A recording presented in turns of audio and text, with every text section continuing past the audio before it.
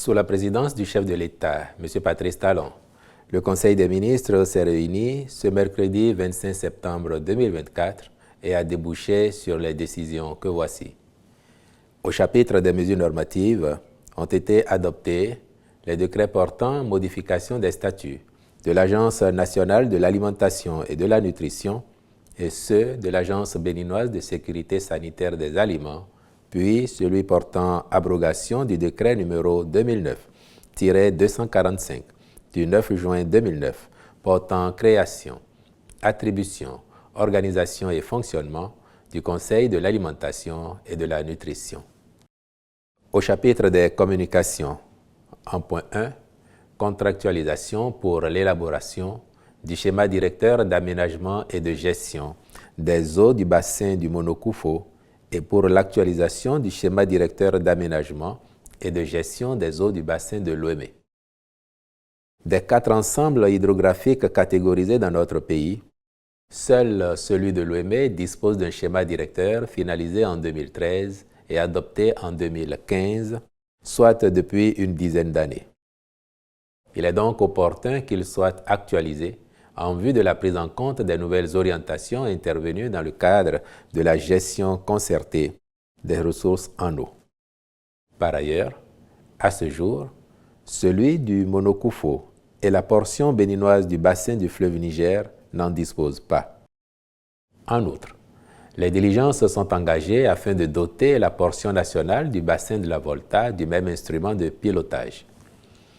La réalisation de ces schémas directeurs est nécessaire pour, à terme, favoriser la création d'une agence nationale des bassins hydrographiques, la finalité étant de gérer plus efficacement les ressources en eau du pays en lieu et place d'agences réparties par bassin.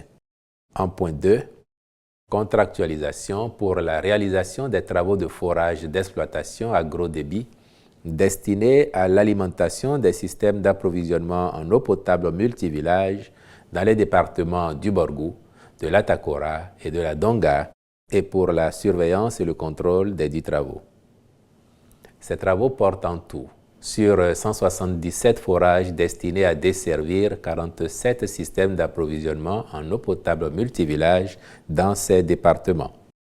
Ils viennent renforcer les projets et programmes en cours pour le développement des infrastructures hydrauliques en vue d'atteindre l'accès universel à l'eau potable au Bénin, particulièrement en milieu rural.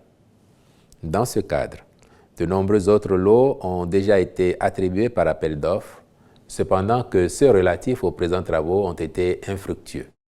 C'est donc pour éviter que cette situation compromette l'atteinte des objectifs que le Conseil a autorisé la contractualisation avec divers cabinets et entreprises aux fins de l'exécution diligente des marchés concernés dans un délai de 10 mois.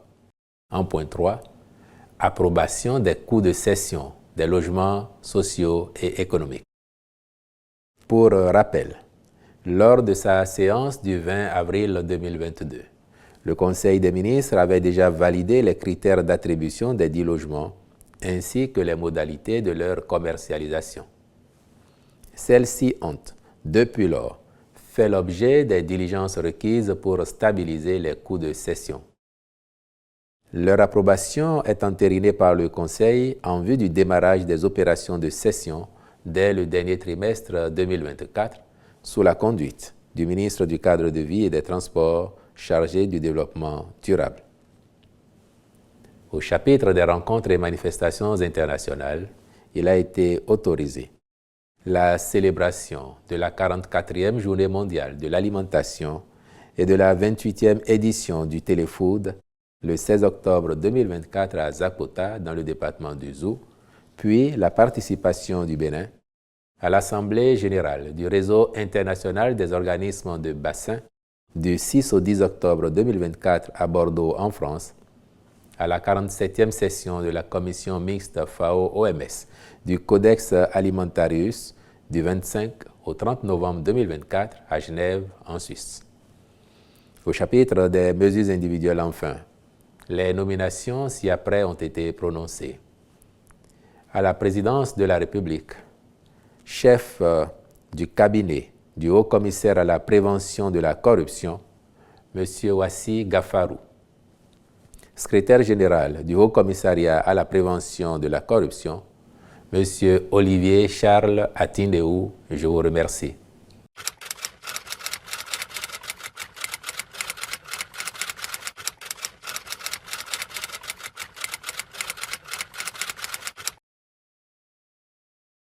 Je suis sûr que vous êtes sûr que, comme vous, j'attends que la justice de notre pays nous livre les éléments d'appréciation du dossier de l'espèce que vous évoquez, afin que l'opinion publique, l'opinion nationale comme internationale, soit située sur les raisons qui justifient les interpellations des personnalités que vous évoquez.